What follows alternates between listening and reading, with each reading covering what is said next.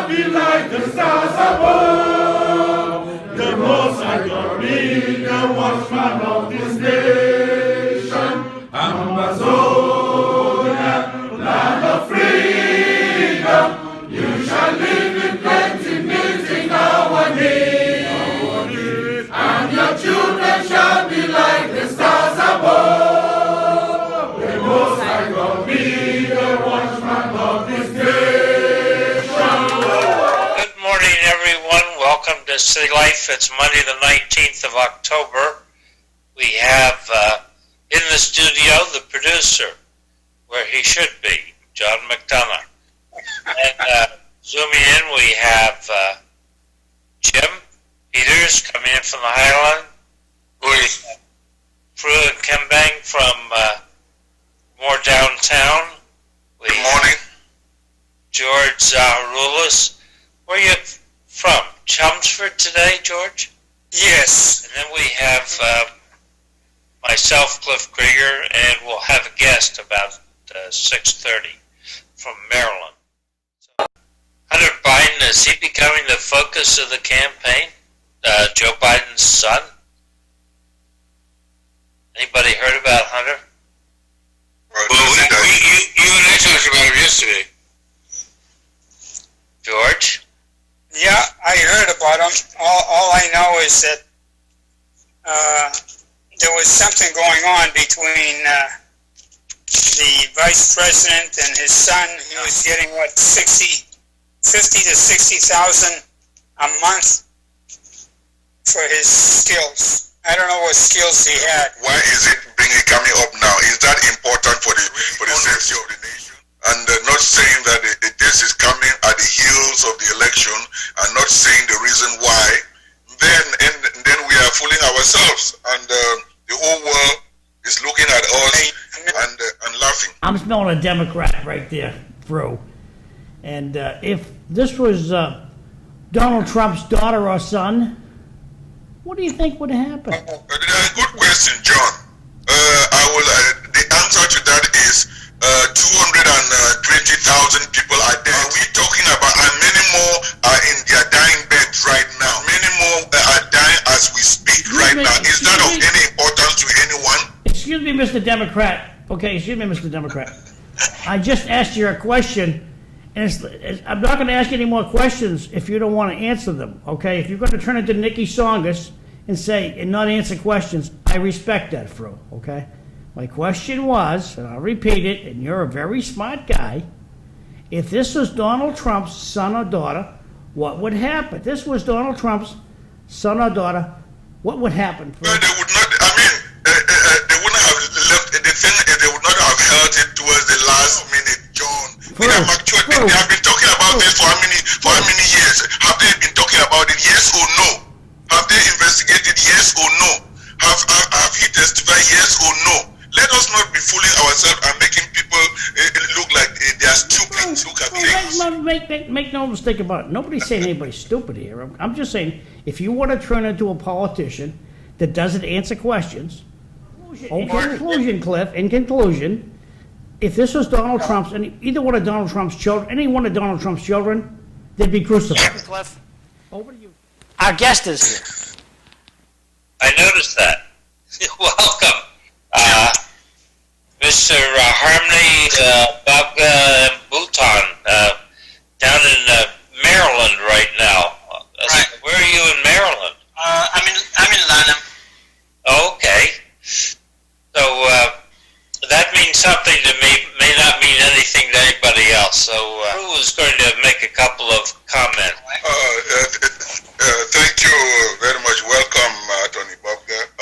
John, just to refresh the minds of our guests and audience as to what is happening in Cameroon right now.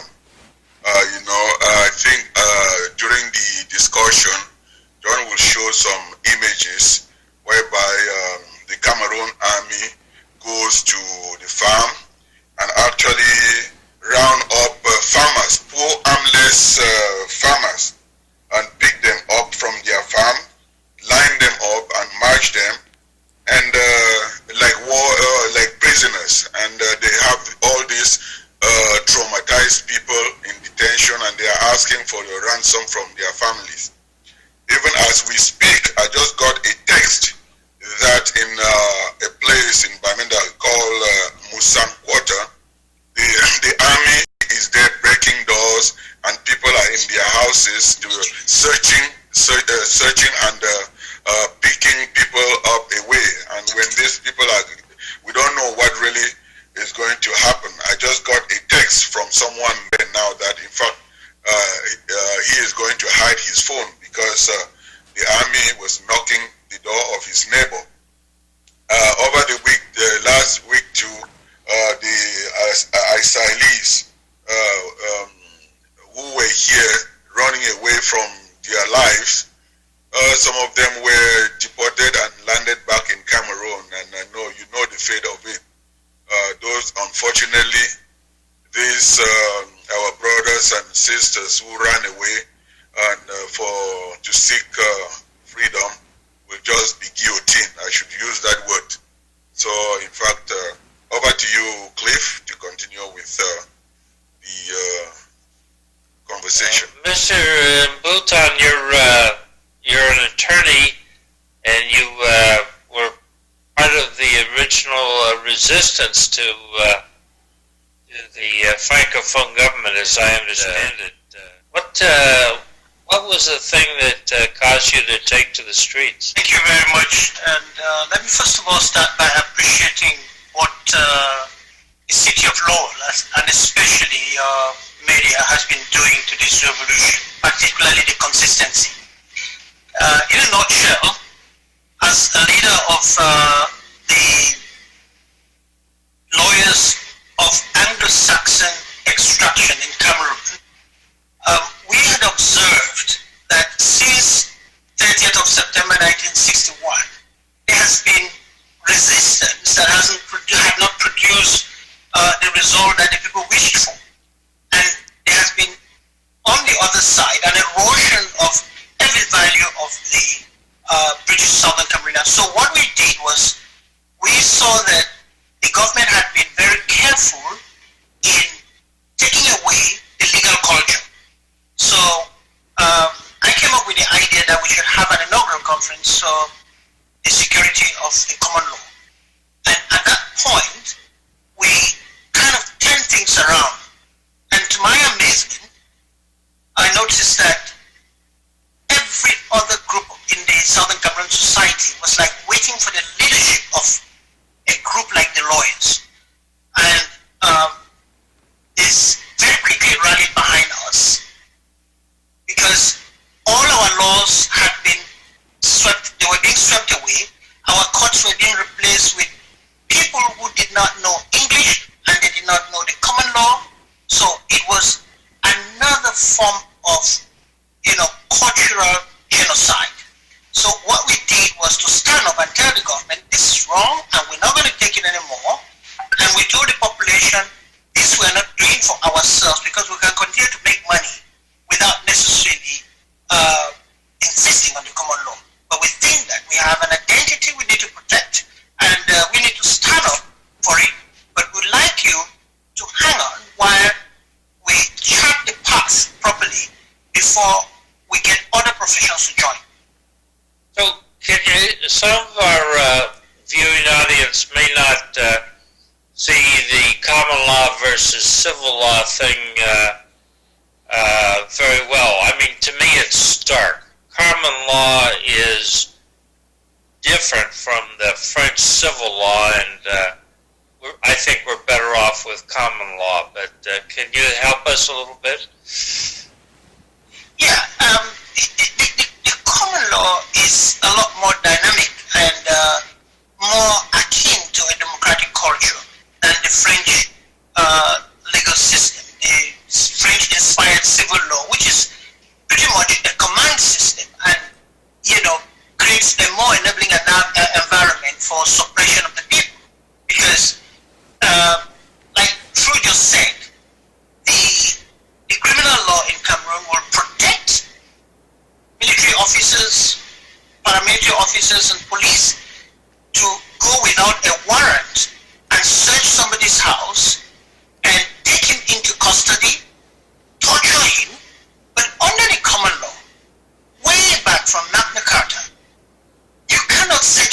house without a warrant. You cannot arrest somebody without a warrant. So there are checks and balance and security of human rights. But with the French law, it is essentially an inquisitorial system where you have to prove yourself innocent. And think about it. I mean, with the arsenal of personnel, the army, and so on, the government ought to have the higher duty of proving somebody guilty rather than the citizen proving himself innocent. And this is where the thing starts off. Yeah, that sums it up pretty well for me, and I thank you for that, because we forget how important the Magna Carta is in the evolution of common law. That I feel strongly about that.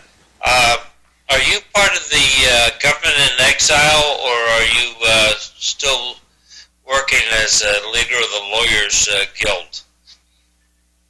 To tell you the truth, for now I can tell you that I'm not part of the government in exile.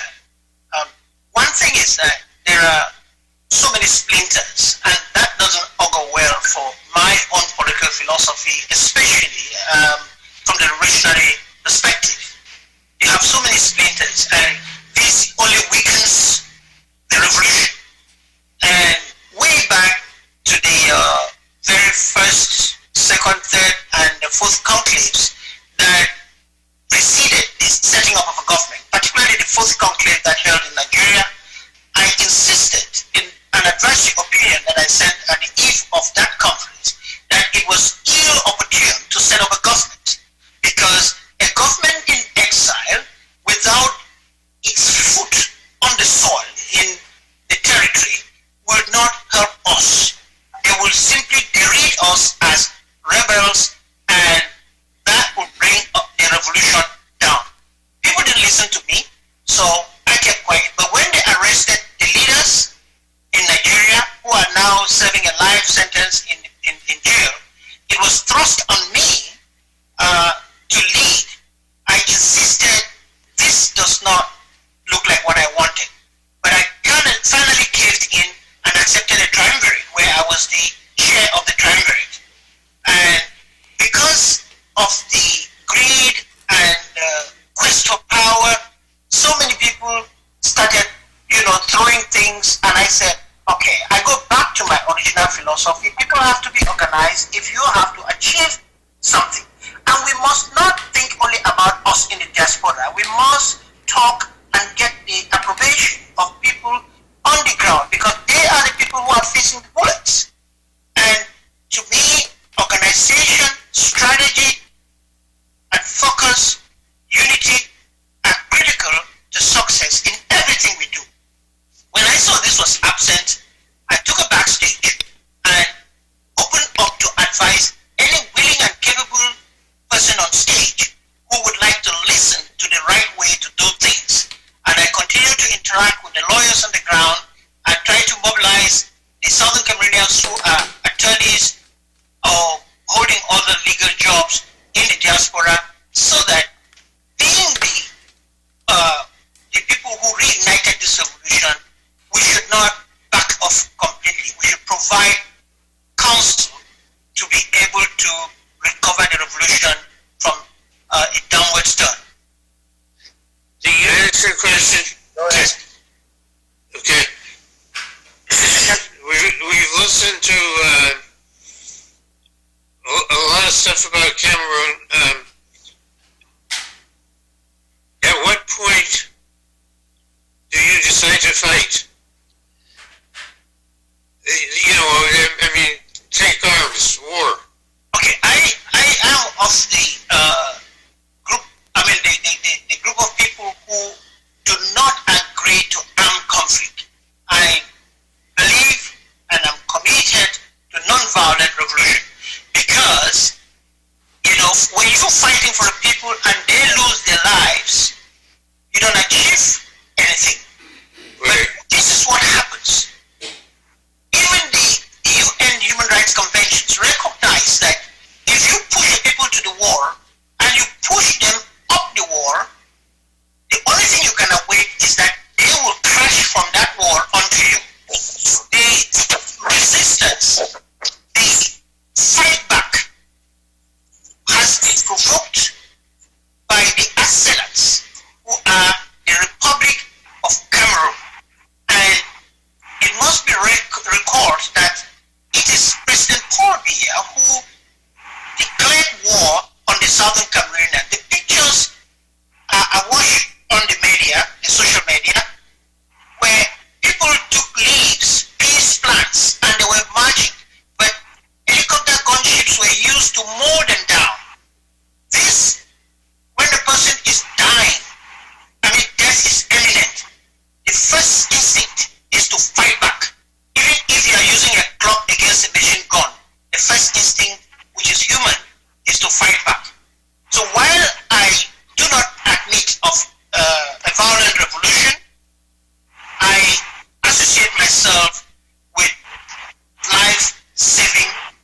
responsive resistance, which is exactly what has come to be. And people have been calling for peace. And I have said the easiest path to peace is for the person who declared war to call for a ceasefire, because he who lights a fire has the wherewithal to put out a fire. I have promised that I have a listening voice on that ground because I've practiced there for more than 33 years, and I know the people, they know me, they listen to me. If Mr. Biya calls off the fire, pulls his forces, and the UN can come in and set up a buffer zone, I will be able to talk to the boys that on this promise, which is committed in paper by memorandum of understanding, you drop your guns. And they will drop their guns. I didn't give them guns, but I can talk to them that the gun doesn't serve you, doesn't serve me, doesn't serve the revolution. So let's drop it and go to the negotiation table and talk. Not a skewed negotiation like the Swiss have been, romancing with, but a serious discussion that will take genuine people, just like has been demonstrated by the city of Lowell. It doesn't have to be in very high places, I believe. So, from where you are, do you liaise with American government officials? Are you trying to advance the cause that way? Pretty much so. I have been going to Congress, I've been writing to them, and I've had 2 or 3 opportunities to talk to Undersecretary Thibonage, and that really helped because most of the time our people discuss the revolution or the predicament of Southern Cameroon as if we are an island. The truth about it is that there's a lot of foreign influence and foreign interest in the revolution. What I gathered from the Undersecretary is that the United States is interested in energy security in the Gulf of Guinea. And if we do not factor this interest of the United States, France, and Britain, or let me say European Union, into the discourse, we will never be able to leverage the moving plates under our narrow view of it is just us. And when you look at the world, it has shrunken to a global village. And unless you marshal all the elements that impact your own little community, you will not be able to understand the problem comprehensively. And with that, your solution that you plan will be slipping off most of the time. So, I noticed that Senator Dick Durbin mentioned Cameroon on the floor of the Senate. Fru sent me a clip. He talked for a couple of minutes, which I think is a big deal. So that sort of propaganda seems to be working. But the information campaign on the part of you and others is important. Do you think you're having success that way? We are not keen in enough, I must be honest, on the wonderful work that the senators are doing. For example, what you've just cited about Senator Dick, if I put that with Karen Bass and his colleague who issued a letter recently against the deportation of Southern Cameroonians, there is a lot that the people want to do for us, but we need to come together. We need to come together. We Southern Cameroonians, we need to come together. And I always go back to cite what is happening in Lowell. When I just came to this country in early 2017, what I advised was that people should rally themselves within their localities and have a pyramidal organization of Southern Cameroonians in the United States. Like people from Lowell would have, the Southern Cameroonians in Lowell will be able to organize themselves and talk straight up to the hierarchy, just as in other places. But what people tend to do is they forget the fact that when you plant an apple, you have to wait for a certain period before you start harvesting. And there's been a lot of harvesting from, the dirty economy of mobilization and misappropriation of funds. Granted, this has never been absent in any revolution, even in the French Revolution and many other revolutions that we have known.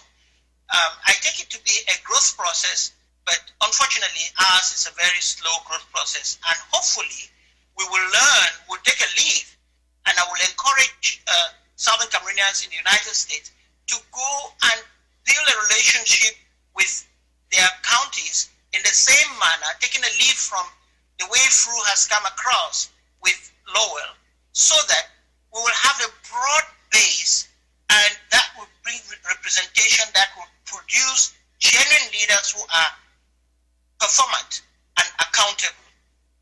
And with that, we will have respect before the United States legislators, the executive, and we will be able to put our point like people who have a focus, a sense of direction, because being stateless is something that some people do not appreciate. It is horrible. It's like going without a name. I have said I have no identity, and I need that identity, and that is the rationale for my engagement in this revolution. Are you working with any think tanks down in Washington, like, for instance, the Foundation for the Defense of Democracies? We have a number of non-governmental organizations, think tanks that we connect with. We attend their programs, and when we go to their programs, that is when we voice out during the question and answer sessions some of our own particular concerns. And this is exactly where I was able to meet Undersecretary Tibonage. And but I agree with you. We need to enforce this, because just one off and sit back doesn't help us. We need to keep the momentum. We need to be consistent and organized in doing this. I think you're absolutely right. And I think that historically, most revolutions have done exactly that and kept people involved and excited about what's going on, and it sounds like what you people are doing. Yeah, I agree with you. There's a lot of excitement, but in every community at all times, there are people who are excited, but we need to get a few people, and that's where leadership comes in. We need to get a few people who pull away from the excitement, reflect, and chart a path for the medium term, the long term, the short term, the medium term, and the long term. This is something which has always been done by a few minds, not necessarily because they are better minds, but they are only better in strategizing, to keep the focus, to have a plan, to have projects that produce results. So, did you have a question, John? Yeah, how many, if we make you God or king of the world, how would you fix this? Can't change history. That already happened. Yesterday already happened. I'm making you king of the world. I'm making you God. How would you fix this situation in Ambazonia? The way I would fix it would be to connect with, especially with the Southern Cameroonians who are within the territory of Southern Cameroon, who are within the territory of the Republic of Cameroon, and mobilize and sensitize them to understand the need for us to assert and recover our identity. You see, the unfortunate thing is that the diaspora has kind of taken over too much, and they are not delivering, I would want to say. Yeah, but how many? You're missing the point, okay? I don't care about history. Moving forward, how would you fix this? Can't look backwards. Moving forward, how would you fix this? Okay. Guns don't bring solution. I would advocate for a peaceful resolution of the problem. I will open up channels of dialogue. We'll get some eminent African leaders. We will get friends in the international community. For example, the United States hosts a lot of us. There are lots of us in Britain. We will in Canada that has a similar problem with Quebec, which they have managed, and there's peace there. And we will look at Tanzania, but our case is unique. We need to be able to articulate what the problem is and market it sufficiently to the people we are inviting to the table to manage a dialogue that will lead us not to, I would say, an abrupt change, but a transformation. There is conflict resolution, there's conflict reconstruction, but there's also conflict transformation, which is more of, a slow but steady and assured change, like, the caterpillar changing into a butterfly. And that makes the results more sustainable. We're not going in for the quick fix. Let me ask you this, okay? Now, Fru has been working with us for over a year now. And when Fru first came on, every week he could bring pictures of the government murdering people in Ambazonia. Every week he had pictures of people in Cameroon getting murdered by the government, woman, terrible, terrible things. Things get, so far as the murdering is concerned, does that still continue at the same rate it did a year ago, or is it less, or what can we do to help keep people safe? That's a very tricky one because the big problem here is that it is the Cameroon establishment that is executing the genocide in southern Cameroon. There are the population of the French Cameroon that do not necessarily subscribe to a genocide in southern Cameroon. So we need also to recognize the fact that the establishment has a disconnect with its own population and encourage support to our struggle from amongst the population. And this is actually coming up. There are a lot of eminent French-speaking Cameroonians who have stood up to speak out on our cause.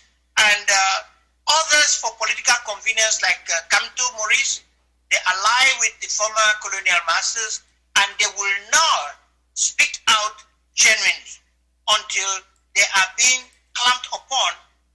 But I think that negotiation, dialogue pays off. And this was the original, this remains, not original, it remains the motto of the SCNC, which was a flag bearer for several years. The force of argument and not the argument of force. Thank you.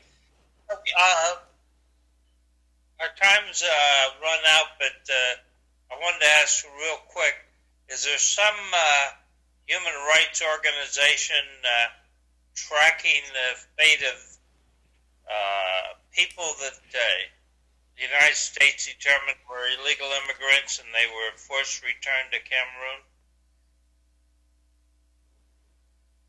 Yeah, I watched an attorney whose client was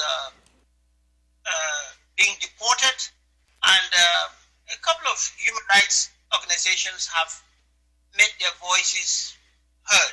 But sometimes they speak with a little water in their mouth because all these non-governmental organizations, they obtain funding from various sources.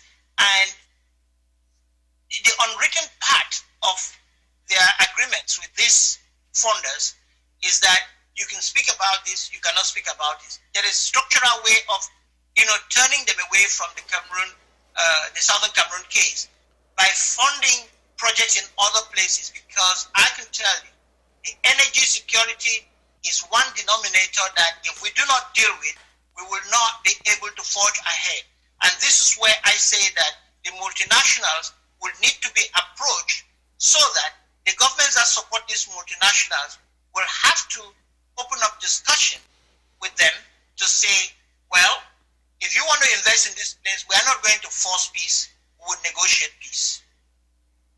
Okay, so I'd like to thank you, sir, for coming on and providing your perspective, which from last year I think is unique in your approach trying to solve the problem.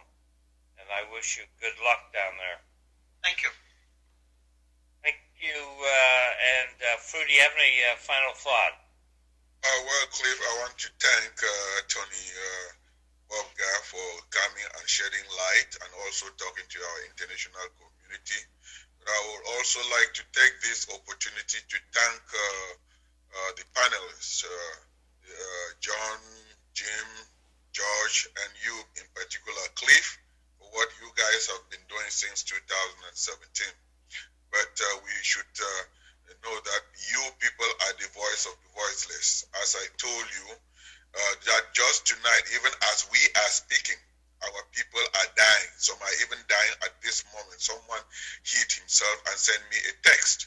So we should know that whatever you people are doing is very much appreciated by the people on ground zero, that you are the only beacon on the hill that are bringing their problems to the world. And I hope that the international community should not wait for the rivers and streams to be flooding with corpses like it happened in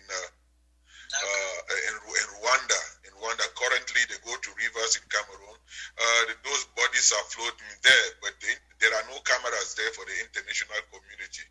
So we just plead that the world powers, like our president once said, President Clinton about Rwandan genocide, that never again, and it is happening again in southern Cameroon. So thank you so very much, and keep our brothers and sisters in the line of fire, defenseless, those farmers in line. I don't know if John can just bring up that image of the farmers that were rounded for the people just to see.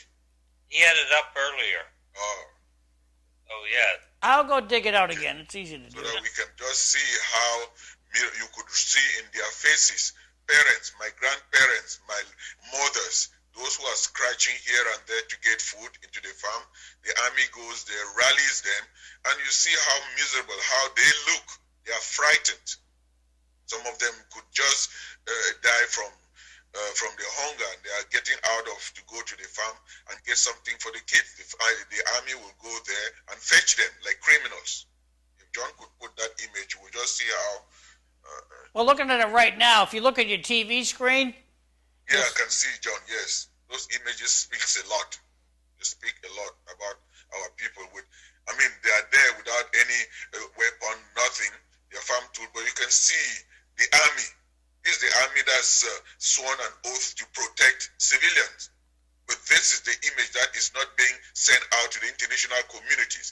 And then the current strategy is the French Cameroon, they will go to certain schools, buy gadgets like books or so, and buy these people and show those images to the international communities that things are coming back to normalcy. And that is what has happened to the Southern Cameroon for more than 50 years. When once we ask for more, they will take token gestures and blindfold the international community that something is being done. Well, Fro, do you think these people are still alive? Pardon me? What do you think? These farmers that are sitting on the ground here, are they still alive today, do you think? That's a very big question, John. From knowing the track history of these people, their intention has always been to intimidate and set an example, to render these images shows that there is chronic starvation. That's an indirect way to starve people into submission. Yes. That is the language right there. The I international understand. community Bro, I should want not to, misinterpret. while we have Yes. Harmony here, I want to ask Harmony, in your mind, do you think these people are still alive? Well, I would I will doubt it because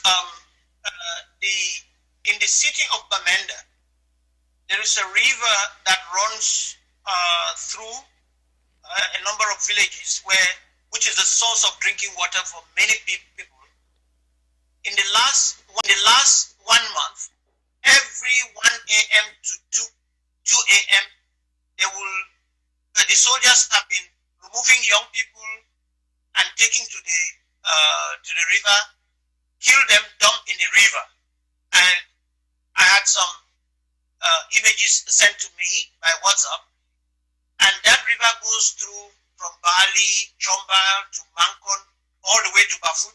So not only are they killing people, and I believe that with these people that you just showed their images, I would doubt if they are still alive, because they want to kill them and make sure that their families know that if you do not dance to their tune, you will lose your lives. And then they cover it up from the very beginning, shutting internet and so on. They cover up the atrocities from the international community and saying that they are doing things right. Like the people who were deported, they were assured that they will not be tortured. But as soon as they got to Yaoundé, they were taken to jail. And of course, the torture started. And they have discovered mass graves all over Ambazonia. It is genocide. There's no question. You don't even need to have done something. You need to be identified as a Southern Cameroonian, and you are done. Thank you.